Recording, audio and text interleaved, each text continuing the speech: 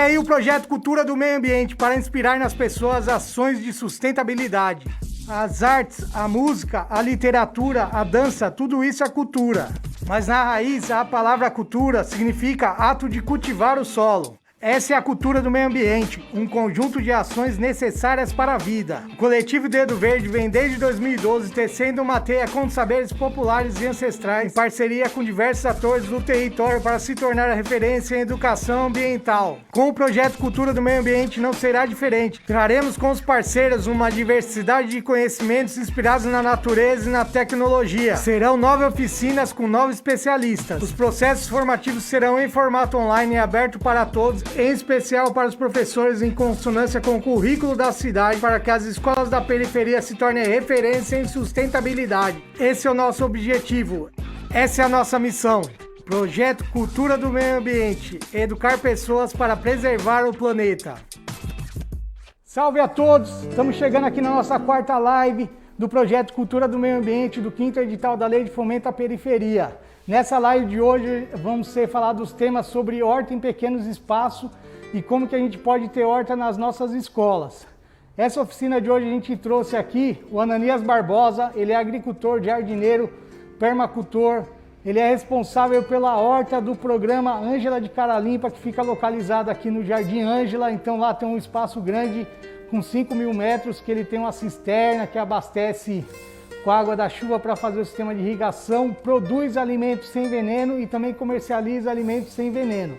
Essa live ele vai trazer vários temas que vai falar a respeito, desde o início, como você pensar, qual o tipo de solo e local que você pode fazer a sua horta, questão de iluminação, de sol, de irrigação, do que você pode utilizar, que já tem no espaço das escolas, como grama, que faz a manutenção, o corte da grama ali das folhas para você usar como matéria seca ali, matéria para cobrir o solo, o trabalho que você tem que fazer com a terra mesmo, como que você pode produzir a sua própria semente, transplantar, vai trazer também como que a gente pode utilizar inseticidas naturais no combate aos insetos que estão ali no meio. Então convido a todos a participar, vou passar para o Ananias Barbosa agora e aí é com ele vai trazer uma aula de biodiversidade e de diversidade sobre vários temas. Ananias, agora é com você. Hoje, a ideia dessa apresentação é mostrar um pouco do que é possível. Hoje eu vou estar falando sobre horta em pequenos espaços. Então, mostrar o que é possível diante do que se tem para se produzir alimentos em pequenos espaços. Hoje eu tenho aqui alguns exemplares que eu queria mostrar, como abobrinha no vaso. Então, assim, são algumas opções que a gente não imaginaria que era possível. Em tudo que você cultiva, a parte de ornamental em vaso, você pode também cultivar alimentos que você pode consumir em casa, em vaso, de acordo com o espaço que você tem disponível. Então, aqui a gente tem cana no vaso. Se eu produzo cana, eu também posso produzir o repolho também, a abobrinha, entre outras. Aqui também o alface. Então, a gente vai começar mostrando esses exemplos e falando um pouco do principal para se iniciar uma horta. Então, o princípio básico é a escolha do local onde você vai plantar. Primeira coisa, quando você não conhece, eu vou falar de vasos e vou falar também no geral de plantios no terreno definitivo.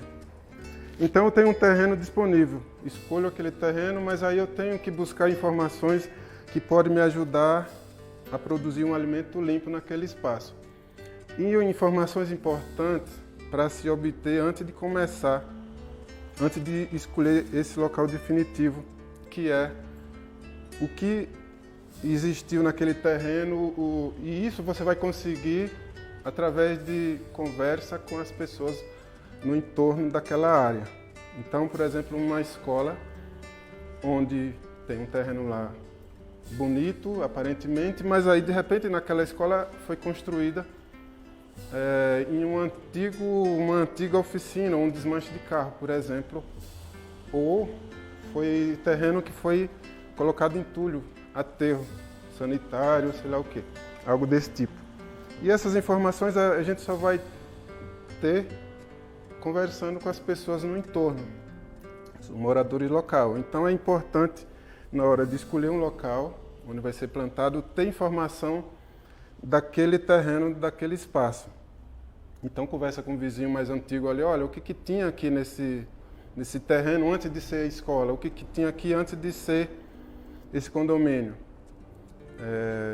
Eu lembro que no meu bairro tem uma senhora bem antiga lá e eu conversando com ela, ela falou de uma creche. Falou, o lugar dessa creche antigamente aqui era um brejo, o pessoal até, era um rio que passava e acumulava água, até tinha peixe.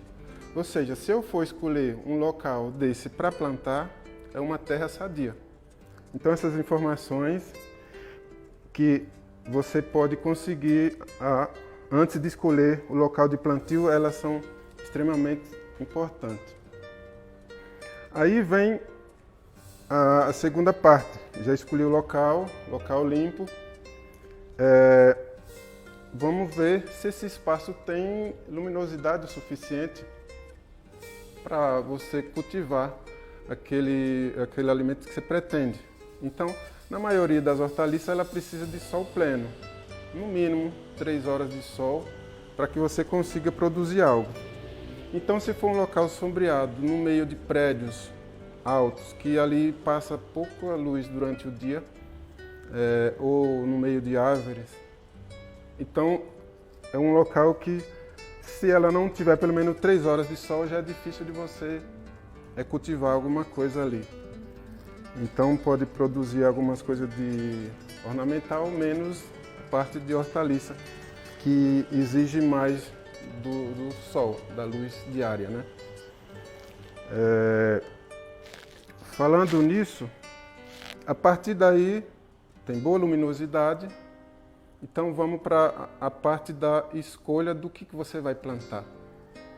É importante a escolha do que você vai plantar, observar também a época de cada cultivo. Então, tem período do ano que tem algumas hortaliças, legumes, que você consegue produzir durante o ano inteiro. Outras só determinada etapa do ano. Por exemplo, agora estamos na fase boa para beterraba, cenoura, nabo e outras raízes, mandioca, batata doce.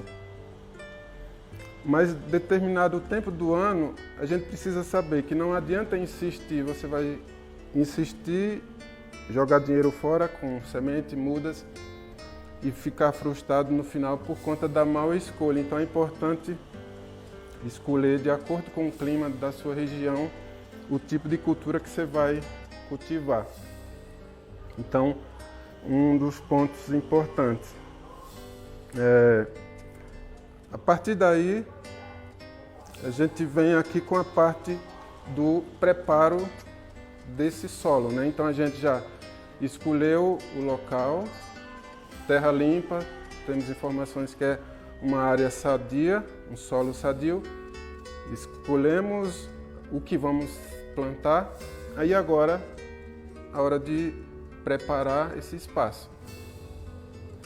Então, tenho aqui um vaso que nele eu vou colocar cenoura, por ele ser um pouco mais profundo. A cenoura é uma das espécies que a hora dessa escolha você tem que procurar o local bem de uma terra macia.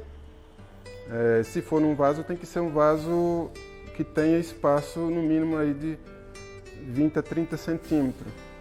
Se eu colocar, por exemplo, num vaso baixinho como esse, eu não vou ter espaço para a raiz se desenvolver. Então, por isso que aí eu escolhi esse para a gente estar preparando aqui, fazendo a demonstração. Bom, o primeiro passo aqui é preparo com a argila, que é a argila expandida.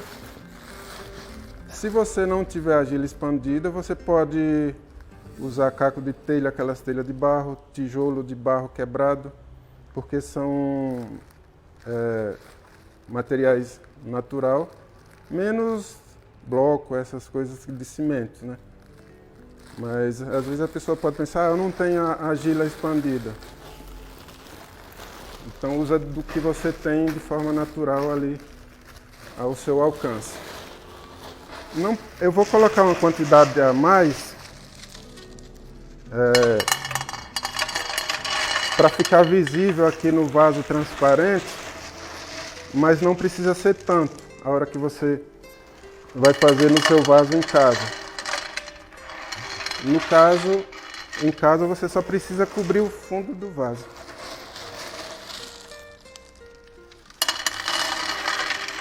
Aqui seria isso. Era o suficiente, mas eu vou colocar um pouco a mais para poder ficar visível as camadas que representam o solo natural.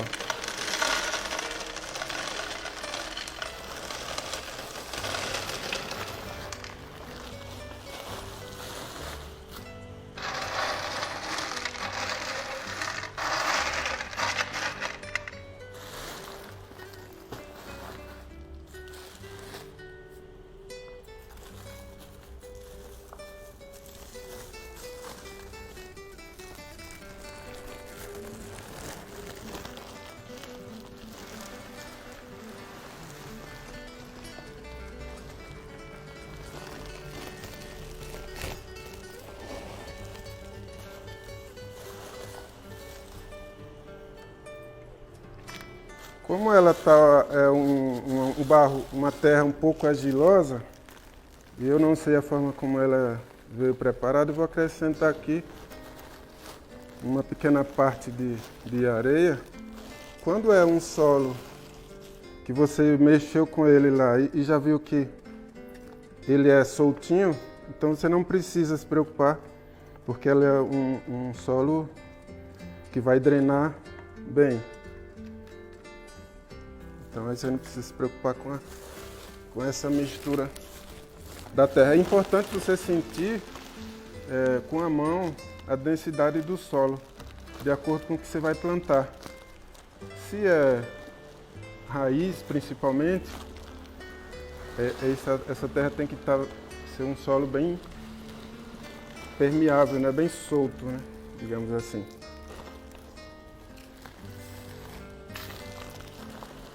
Aqui vai tudo.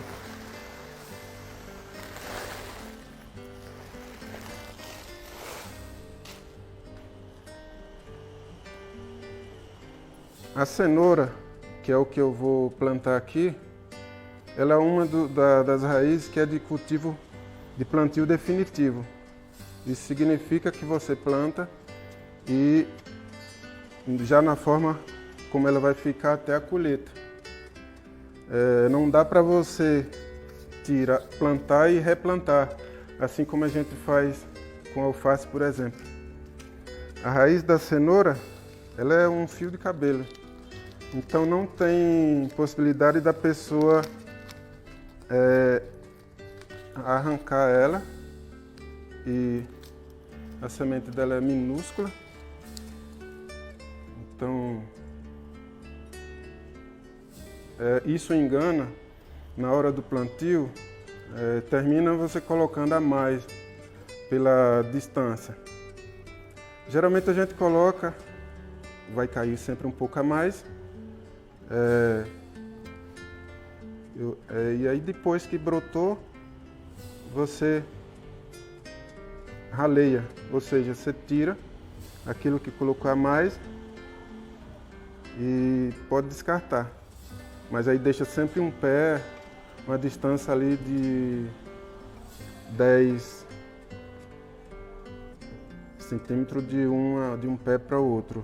A largura da carreira de 20 centímetros é o suficiente.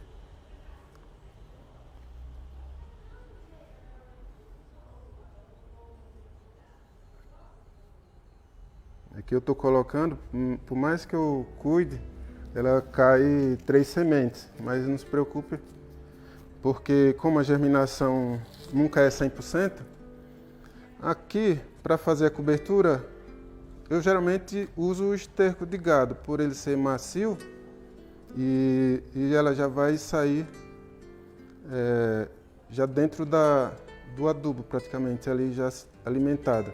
Mas de repente a sua terra já está adubada. Então não precisa ficar adubando a segunda vez. Mas as raízes, no geral, elas são bem exigentes de nutrientes. Então se tem aqui a dificuldade de conseguir adubação, para quem trabalha na cidade com agricultura urbana sabe do que eu estou falando, é bem difícil.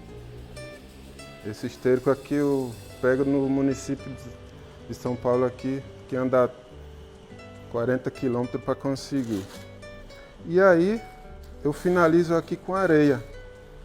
Por que areia? A areia é leve, mantém a umidade e é leve, não tem peso para a semente que está aqui frágilzinha, porque aqui é considerado como fosse um berço, né? Ela é leve, não pesa e aí ela vai ter uma fácil brotação.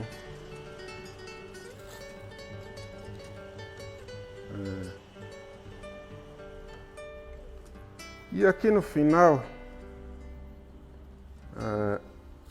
no canteiro, geralmente, no vaso não pode ser diferente. Se você tiver palha, é interessante você fazer a cobertura, que a gente chama de cobertura morta, para manter isso aqui sempre úmido. Esqueci do detalhe da manta, mas não vai fazer diferença.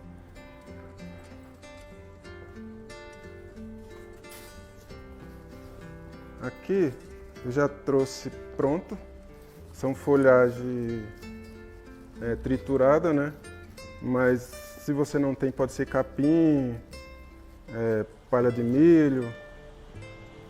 Então, todas essas são folhas que são leves e aqui a hora que você vê ela começa a brotar, ela mesmo sai nas brechas da palha.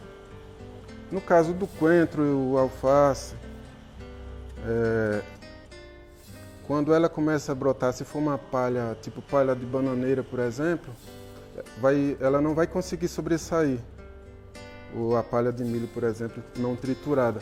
Então, passou 5 dias, você começa a observar se ela já está brotando. Se ela estiver brotando, mais ou menos, tem um detalhe aqui na composteira que tem uns brotinhos. Mais ou menos desse tamanho, você já pode tirar toda a palha de cima, no caso das não permanentes, no caso do alface. Você tira a palha para poder ela desenvolver. Tira só em cima e afasta onde está a semente e afasta para que ela cresça e sem atrasar tanto. Se deixar, ela vai sobressair, mas tem palhas pesadas, no caso do milho, a bananeira, dependendo da palha que você está usando, pode atrapalhar a brotação.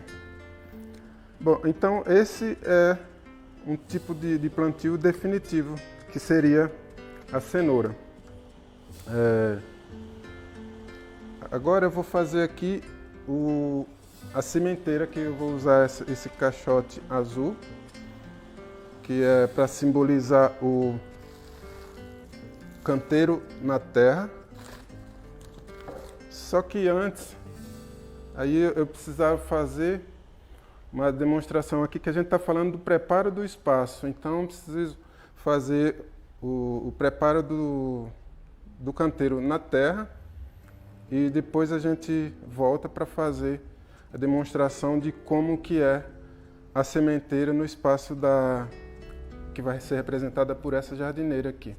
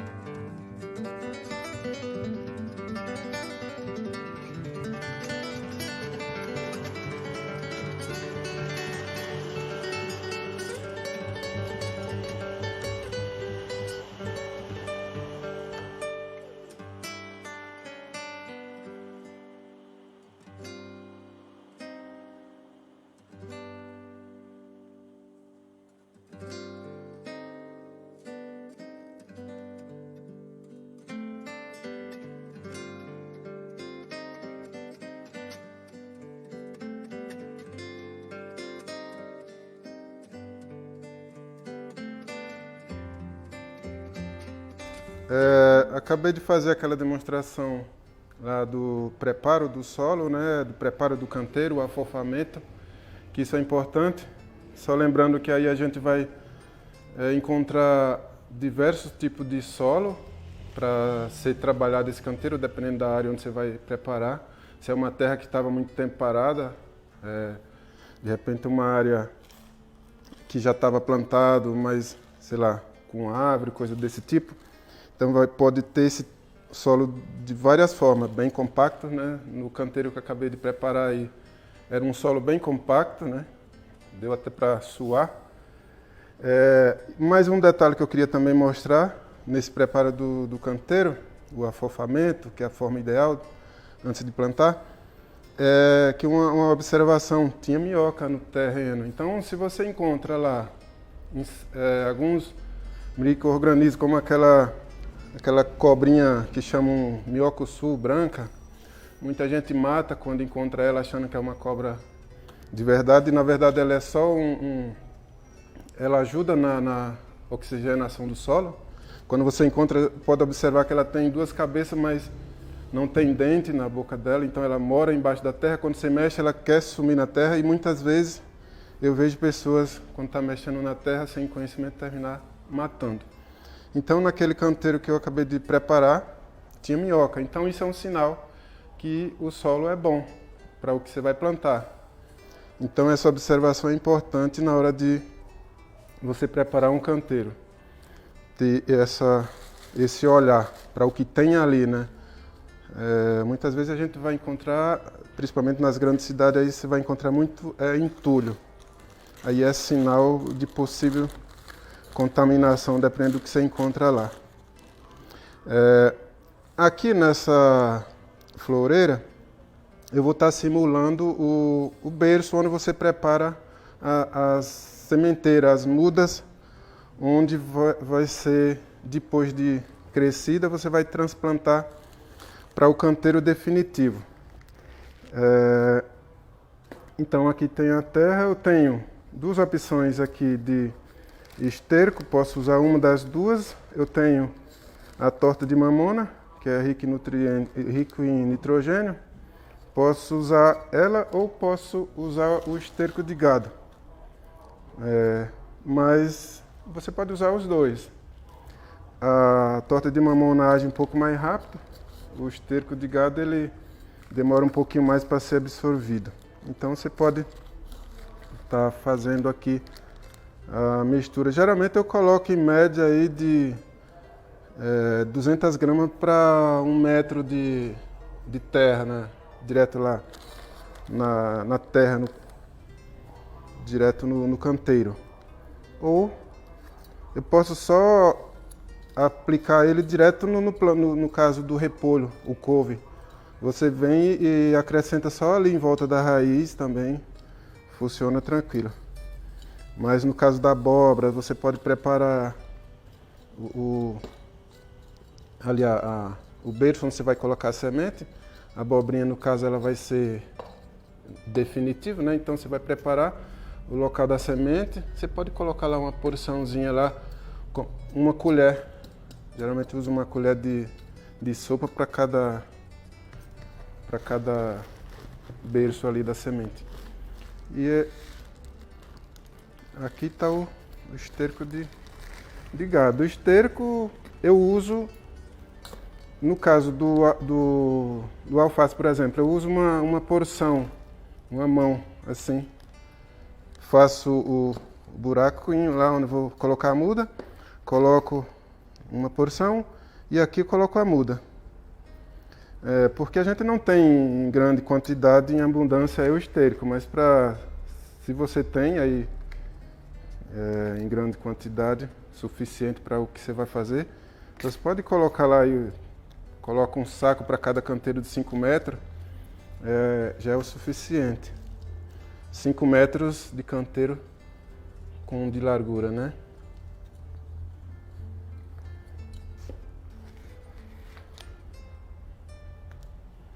E não precisa ter receio também aqui, às vezes a pessoa fala, mas de pegar no esterco com a mão. O esterco de vaca, ele é um dos que dos mais limpos, né, que tem para ser usado, né? A vaca ela tem aquele processo de digestão duplo que a gente chama, então tudo que for de possível bactéria que possa ter aí nas fezes vai ser eliminada nesse processo digestivo que só ela faz. Bom, aqui agora isso aqui eu considero um canteiro na largura dele normal e vamos ver se a gente consegue riscar com isso. Aqui no caso de um canteiro ele seria 2 linhas apenas, né? No caso de uma sementeira, se for de alface, rabanete, que é o que eu vou fazer aqui, ou qualquer uma outra semente que você vai fazer aqui. A sementeira que a gente chama de berço, né? Para transplantar. Com a madeirinha, depois está pronto aqui, você risca com a tabinha. Eu tenho essa enxadinha aqui, mas você pode ter um pedaço de bambu, alguma coisa que você consegue fazer uma risca, não precisa ser tão fundo. Porque aqui depois você vai fazer a cobertura, né, com a areia para poder ela germinar melhor. A gente costuma chama de canteiro, de sementeira, costuma chamar de berço, porque é aqui onde você vai colocar a semente como fosse ela fazer a germinação. Então é como se fosse um berço, onde você coloca o bebezinho ali. Ele tem que ser o local mais delicado possível e tratado com bastante delicadeza. Aqui vou estar simulando com uma semente de almeirão folha larga. Ele é uma semente também minúscula, né? Então, e o espaço, eu não sei se vocês vão conseguir captar, mas você vai pulverizar aqui como fosse, né, bem de leve, para que ele não fique muito junto, porque a sementeira vai crescer menos, né? E quando você deixa um pouquinho de espaço, ela consegue sair umas mudas mais bonitas, já grossinha, fortinha, por conta desse espaço. Então, é esse cuidado. Mas aí, como ela tem uma cor que dá para você ver, mas não tem problema. Se ela, a hora que brotou, você achou que começou a brotar e está muito cheio, já pode ir eliminando alguma antes dela crescer, porque ela vai dando folga para as outras. Essa outra é o rabanete. O rabanete, eu só plantava ele, o indicado é plantar sempre no canteiro definitivo, assim como eu fiz na cenoura ali no vaso de vidro anteriormente. E sempre plantar no local e já no espaço e deixar ele lá, não mexer, porque o que acontece quando você arranca e transplanta? Ele começa a rachar a hora que eles começa a formar a cabeça bonita, já começa a rachar. Alguém que já plantou já deve ter observado esse detalhe. Mas eu aprendi recentemente, nas andanças aí com os outros agricultores. Pega aqui, Renato, para mim. Que você pode fazer a sementeira normalmente, e a hora que você tirar mudas para fazer o transplante, não sei se dá para observar na raiz aqui, mas a hora que você vai ver que ela tem um rabinho. Então, quando você tira aqui para fazer o transplante, ela não vai ter a batatinha, mas já vai ter esse rabinho. Então você corta sempre as pontinhas e aí você pode fazer o transplante que ela não vai rachar. Então essa é uma técnica que eu aprendi recentemente aí com um colega que um japonês passou para ele. Aqui no Embu tem muito agricultores descendentes aí do Japão que tem conhecimentos aí, assim como muitos agricultores, que a gente tem que estar aberto a aprender. Isso é importante. Esse a semente do rabanete é fácil de você visualizar porque ela é grande. Então, e essa forma de leira, de semeadura aqui, é para todas as sementes que todas as culturas que vão ser transplantadas. Alface, cebolinha, salsinha. Salsinha geralmente a gente planta também já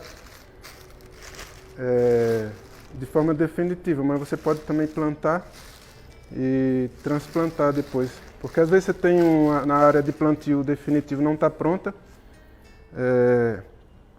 então você coloca na sementeira, no berço, a hora que ela está maiorzinha, é tempo que você já preparou o canteiro definitivo e aí você transplanta. Então só assim pode ser. Aqui é o mesmo processo. Eu uso sempre a areia de construção, porque é leve e aí você tem um resultado melhor aí na sua sementeira.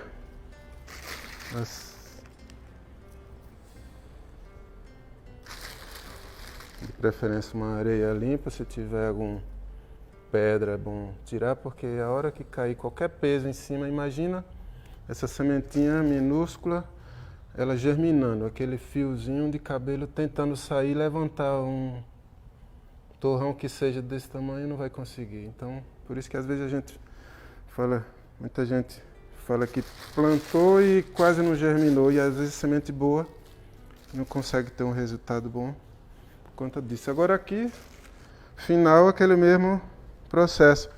Palha seca do que você tiver, fazer a cobertura, porque aí você não precisa ficar molhando com frequência, né, no processo de germinação aqui. Ela vai manter a umidade por mais tempo. A vantagem da palha seca, que seria a cobertura morta, é que ela não só tem a função de manter a umidade, aqui no caso do berço, que ela precisa germinar e está bem sensível, bem delicada a sementinha, não só nessa fase, mas depois dela plantada lá no canteiro definitivo. É importante o solo estar coberto.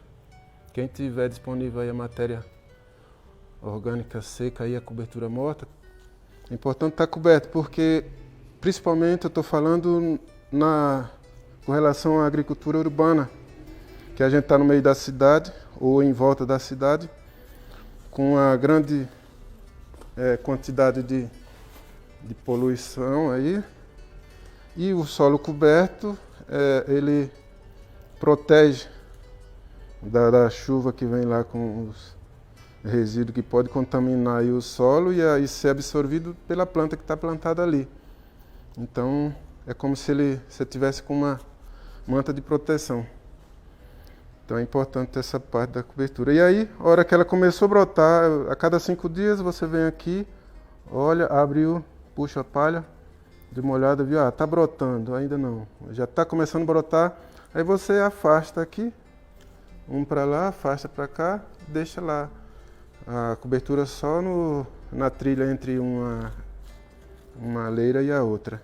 E aí deixa ela livre para aquecer, porque aí ela já está resistente para aguentar a pressão da água, no caso da irrigação. E é isso, essa parte da sementeira.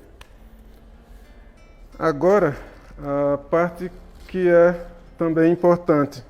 A gente falou da escolha desse local, a escolha da terra onde vai ser plantada, analisou as condições de saúde daquele solo, que é se ele ali já naquele terreno que você escolheu é uma área que anteriormente o que tinha lá, de repente era um bosque, depois foi construído, era uma, sei lá, isso é saudável, era só moradia, mas nada mais além disso, então é tranquilo. De repente você detectou que ali de repente era, sei lá, uma fábrica de tinta, coisa parecida. Então a gente já fez essa análise, descobriu que a terra, o solo é bom, Escolhemos as espécies a ser plantadas, preparando os canteiros, sementeira. Aí agora a gente vem para a parte de controle de pragas, né? Que mesmo nas pequenas culturas, em vaso, ela vai aparecer como a lesma. Eu queria falar um pouco de uns detalhes, que aqui nesse vaso aqui no chão tem folhas picotadas, deixei de propósito. Aí eu tenho a salsinha aqui na ponta, tem o couve, e vocês vão observar que a selga principalmente e o couve é uma das mais atacadas pela lesma e também pelo pulgão. Você pode observar que aí no broto do folheto da folha do couve é onde ele primeiro ataca, e é difícil de perceber porque as folhas de em volta ficam sadias. Você olha na plantação, está perfeita as folhas mais velhas, e o brotinho ele fica enrolado, ele nasce sempre enrolado, e aí dentro desse broto forma o casulo do pulgão, que é esses bichinhos que fica ali no meio. E quando o pulgão, você vem a perceber o efeito dele, ele já sugou a folha, ela permanece ali enrolada, você só percebe quando aquela folhinha, o brotinho cresceu. Chegou no tamanho maior, é que você vai perceber que ele está comprometido com o pulgão. Só que aí você já, mesmo agindo com inseticida, que eu vou ensinar aqui, e controlando ele, você vai ficar pelo menos uns 15 dias sem conseguir colher, porque até esse broto se recuperar do dano que foi causado pelo pulgão, já demorou 3 semanas aí que você fica sem colher. Então é importante, mesmo tendo as folhas sadias, você olhar com atenção nas folhas mais velhas, digamos, as primeiras folhas na lateral do couve, para observar no broto, porque é lá onde ele vai aparecer. E para o controle do pulgão, o mais conhecido, que é o que eu mais uso, que é o natural, acho que as pessoas, muitos conhecem, que é o fumo de corda natural. Outros conhecem como fumo de rolo, encontra aí em Casa do Norte. Então, esse é o que eu mais uso. Tem um natural também, que é um óleo de nim. Eu termino usando até os dois, uma pequena quantidade do óleo de nim junto, porque o óleo, como tem aquela função também de grudar na folha o produto, então os dois juntos têm uma ação melhor, eu acho. E isso é para o pulgão. Então eu coloco uma porção de 100 gramas para 1 litro de água, deixo 24 horas curtindo, e no dia seguinte você acrescenta esse litro para 5 de água. Isso no caso do fumo. Então ele é simples, já cortei uma parte aqui, mas corto geralmente com a tesoura, mas pode ser com a faca, né? E ele vai dissolver fácil, depois que ele molha, melhor ainda. Até com a mão você consegue dissolver ele, ó, depois que você corta. E o fumo, ele é uma palha, né? Uma palha que foi prensada, ele pode dissolver. E aí, porque ele solta mais fácil após fazer isso aqui na água. Então deixou ele curtir,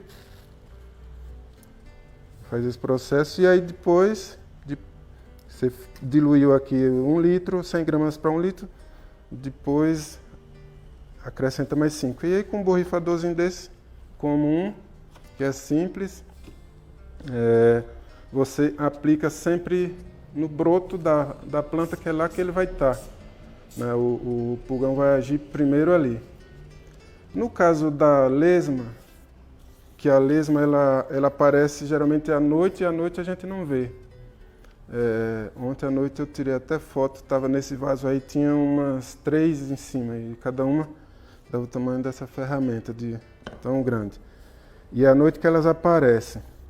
O vinagre borrifado na planta também, eu coloco 50 gramas para 1 litro, ele repele também a lesma. Mas existe uma isca que é natural também, que é feito com cerveja, você pode colocar essa isca dentro de um recipiente, pendurado em volta do vaso, ou em volta ali da planta que ela está comendo. Atrai a lesma por tem aquele cheiro azedo. É uma isca, né? Que é uma forma fácil de fazer. Também é cerveja, e aí você coloca num recipiente que não entre água, com a tampa só cortada no fundo. Por exemplo, uma embalagem de PET, corta, faz uma entrada e uma forma de pendurar e coloca a cerveja aqui dentro, porque ela vai ser atraída e vai cair ali dentro. E depois, só que aí no outro dia você tem que estar limpando, tirando elas ali para manter a isca para mais tempo, a outras estarem usando ali. E para o couve também, aí eu vou falar agora de formiga, tem uma forma de repelir a formiga que é natural. Que, por exemplo, o alho, a formiga não gosta do cheiro de alho. Eu não sei porquê, mas eu descobri há pouco tempo que no canteiro que sobrou umas mudas de alho, eu coloquei no meio entre o canteiro de couve, espalhei no meio do repolho para aproveitar as mudas. E toda a parte que estava plantado em volta, onde não estava o alho, as formigas atacou. E essa parte onde estava o alho, ela ficou intacta. Então, isso quer dizer, daí para cá eu comecei a usar sempre o alho. Mesmo esse alho que a gente compra na cidade, que ele para tempero, que ele não serve, você planta, ele não brota cabeça, né? Mas aí ele brota folha. E aquele cheiro, o alho poró que você tiver. Então, é bom você ter ele ali plantado junto do repolho, junto do couve, o brócolis, porque ele vai repelir a formiga, né? Bom, eu acho que sobre a parte de inseticida, controle de praga é isso. Aí agora vem a parte que as pessoas sempre perguntam, falam, mas e aí, eu planto e quanto tempo que eu começo a colher? Porque a gente tá no meio de que as coisas têm que ser sempre muito rápido, né? E principalmente quando a gente fala de orgânico, plantio agroecológico, onde a gente procura respeitar o tempo de plantio de cada espécie. Eu, como agricultor, tenho uma grande dificuldade de convencer os clientes, consumidores, de que, mas aí, como assim você não tem acerola mais? Como assim? Mas eu queria beterraba agora, e se você tiver, eu pego. Se não tiver, tem pessoa que falar para mim, olha, se você tiver beterraba para mim um ano todo, eu compro a sua produção. E aí eu tenho que explicar, convencer ele de que nem tudo eu posso ter durante o ano, que eu vou ter isso, isso, isso. E essa parte, a gente que vai trabalhar com educação, que a gente está pensando no público da educação, que seria os professores que vão estar replicando essas informações aí para os alunos, os educadores, então, de saber que cada cultura tem um tempo de plantio, colher. Repolho, a beterraba, a cenoura são as que mais demora para colher, em torno de 120 dias aí para você colher uma boa cenoura, beterraba. As mais rápidas que são os temperos, cebolinha, salsinha e coentro. A abobrinha, com 60 dias você consegue colher esse tipo de abobrinha, mas se a gente planta aquela abóbora comum, de pescoço, aquela mais tradicional, que a gente costuma plantar aí, aquela de rama, né? Então, já é um tempo bem maior do que essa aqui. Então, você tem que ter essa paciência com aquilo que você vai plantar. Cada coisa vai ter o seu tempo e ter também essa ciência para estar passando para as pessoas de que vai plantar hoje, mas não vai ser igual lá no mercado que você estica a mão ou liga lá no telefone e está pronto. Então, essa sensibilidade que a gente tem que ter nessa parte de cultivo, respeitando o tempo de produção de cada espécie. Uma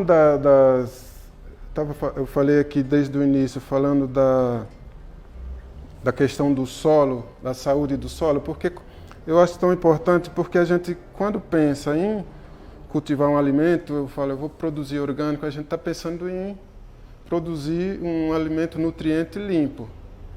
E aí a gente termina esquecendo de detalhes que são importantes. Então, como, por exemplo, eu falei aqui do solo, falei do ambiente, que depende da região onde a gente vai desenvolver esse trabalho, é uma preocupação. Se é dentro da cidade, no espaço da minha horta, por exemplo, que fica aqui no Jardim Ângela, a primeira coisa que foi plantada lá, antes de tudo, eu plantei carreiros de banana. A banana é uma fruta que demora para crescer, mas ela é grande, então a horta está dentro da cidade. E, querendo ou não, tem muita poluição, né? Tem perto da avenida, 50 metros da avenida. O ideal é pelo menos 100 metros de locais de grandes vias de automóveis, 100 metros de posto de gasolina, locais assim que é possível contaminação pelo ar para aquilo que você vai plantar. Então a bananeira é uma das alternativas para você conter esse índice de possíveis contaminação pelo ar para aquele alimento que você vai plantar de forma orgânica, natural, mas aí você tem que usar desses recursos de natural para proteger a sua plantação de possíveis contaminação. Então a banana é uma delas, o guandu, que é uma espécie de feijão, tipo um arbusto, né? Então ele cresce bastante, isso em volta do local onde você vai plantar. Aí por último vem as plantas maiores, menores que a bananeira no caso, maiores que as hortaliças, que seria mandioca, o próprio maracujá, porque ele vai estar ali fazendo uma forma de barreira natural contra essas possíveis contaminação que possa ter. Eu acho que para hoje era isso que eu queria passar aqui, só lembrando também que uma coisa que eu acho importante, principalmente para os educadores que vão trabalhar esse tema aí com seus alunos, que levar em conta a importância de aprender fazendo, ou seja, dar abertura e incentivar ao máximo aos alunos aprender fazendo as coisas. Que hoje, na escola do meu filho, o aluno não pode se servir ou colocar o copo lá na pia. E eu sempre lembro que o meu pai era professor e a escola era em casa, onde os alunos eram quem preparava a merenda, era dividido em grupo. E aí eles que iam atrás da lenha, que era fogão de lenha, outro iam pegar água para preparar a merenda. Então eu fico vendo hoje que dá para usar até essas ações como forma de complementar o aprendizado na escola, né? Como, eu vou precisar de quanto para fazer a merenda de hoje? Quanto que eu vou precisar para... Os alunos têm que saber, hoje tem 10 alunos na sala, quanto que a gente vai precisar de água, de lenha para fazer. Então, de alguma forma, eles usavam da matemática, né, para desenvolver essa ação do fazer. E na horta não é diferente. A gente tem inúmeros recursos aí que pode ser usado dentro das matérias na escola, desde a gente fez alguns exemplos aqui, quanto de semente que eu preciso para quantos metros de canteiro, quanto tempo que é preciso para se plantar e se colher, né, e qual a época do ano. Então, assim, desde a física, matemática, português, tudo isso é possível a gente consorciar isso com as ações e a maneira de se plantar e de se colher, juntando tudo isso com o objetivo, o aprendizado, né? E aí, quem sabe, eu tenho esperança que com uma iniciativa desse tipo nas escolas possa estar surgindo aí interesse, né, em formar, quem sabe, aí futuros agricultores aí que a gente quando se fala trabalhar na roça, as pessoas de repente entendem que seja algo não tão bom, mas de repente estarem aí surgindo interesse em futuros agricultores aí no nosso meio para estar produzindo alimento para os agricultores igual eu, que não vai estar aí por muito tempo, não vai estar aí por mais de 100 anos, né? Então, esse é o objetivo dessa ação aqui e disso que eu procuro levar. E lembrando também que esse conhecimento que eu estou trazendo aqui não é nada de conhecimento acadêmico, são experiências vivenciadas, né, aprendizagem aí no decorrer do tempo. Então, se alguém me perguntar, mas é baseado em qual é a fonte científica disso e daquilo, eu vou dizer que é algo que foi feito, que eu descobri fazendo. Então essa é a mensagem. Eu acho que, espero que tenha contemplado aí. Bem, pessoal, essa foi a nossa quarta live sobre horta com o grande mestre Ananias Barbosa. Então ele trouxe aqui vários conhecimentos que ele foi aprendendo durante o tempo, igual ele falou, fazendo, né? Trouxe muito essa questão de você ver qual que é o solo que você vai plantar, o que você vai plantar. Nas escolas tem muito essa parte também de fazer a manutenção, a poda de um galho, faz a varrição das folhas ali, o corte da grama, tudo isso pode ser utilizado como matéria morta para você colocar em cima dos canteiros. Essa questão também de você fazer algo que seja interdisciplinar, levar os professores de outras disciplinas, não ficar só o professor de geografia, o professor de biologia fazendo essas atividades de horta aí. Isso é muito enriquecedor para quem faz, traz muito essa questão crítica que o Paulo Freire falava, né, em toda a metodologia dele, também linkado com essa questão da pedagogia básica do fazer, a gente aprende fazendo. Então é um processo que todas as vezes que encontro com o Ananias, o Ananias sempre traz alguma novidade que ele aprendeu com algum outro agricultor, então esse conhecimento ele vai passando, que os jovens se sintam inspirados para participar, para começar a ocupar os espaços, os terrenos abandonados, começar a plantar seu próprio alimento. Quem planta seu próprio alimento imprime o seu próprio dinheiro. E aí, as escolas podem estar se articulando. Eu, Ananias e Clodoaldo, vou dar um spoiler aqui, que a gente está criando uma escola de agricultura urbana para a gente fazer trabalho com as escolas. Então, as escolas têm lá as verbas de PTRF, que pode ser utilizado para contratar pessoas que nem o Ananias, o Clodoaldo, que é engenheiro florestal, eu que sou gestor ambiental, para a gente fazer um trabalho em conjunto na escola, para levar todo esse conhecimento aqui e a gente fazer com que isso aconteça. Não é fazer uma horta, é você ter uma horta. Então isso aqui é algo vivo e é um aprendizado a todo dia. E é aquilo que o Ananias também falou, eu reforço. A gente está muito num mundo que tudo é no instantâneo. Então você quer um pé de alface, você vai ali no sacolão, no supermercado, você pega. Até você transplantar, fazer aqui no berço que o Ananias mostrou, você transplantar até ele chegar na terra e você colher, demora no mínimo 60 dias. Então a gente muda toda essa nossa parte do tempo, quando a gente está dentro de um movimento desse daqui. E a horta a gente ensina muito, a horta ensina a gente a observar isso. E tem toda a interação da biodiversidade, um solo bom, ele tem minhoca, ele tem aquele tatuzinho, vai ter também aqueles piolhos de cobra. Então todos esses bichos aí, esses insetos, eles fazem parte dessa biodiversidade. Se você for visitar alguma horta e não tiver nenhum inseto, algum problema tem ali. Então ela atrai com as florações as abelhas sem ferrão. Joaninha é predador natural de pulgão. Então quanto mais biodiversidade você tiver no ambiente, mais você consegue fazer o controle desses insetos aí. Passarinho come lagarta, né? Então come minhoca também. Então quando você está fofando o solo ali, aparece as minhocas, os passarinhos aparecem também. Ali, cutuca ali, pega o alimento dele. Então é um ambiente muito rico. As escolas que têm espaço físico, é ideal vocês começarem a pensar nessa questão da gestão dos resíduos. Então tivemos a segunda live com o Clodoaldo Cajado, que trouxe toda essa questão, como que a gente pode aproveitar os resíduos orgânicos para a gente transformar em adubo. Então tudo que a gente acha que é lixo, que está dentro produzido ali na escola, já tem um cardápio da semana, segunda-feira é ovo.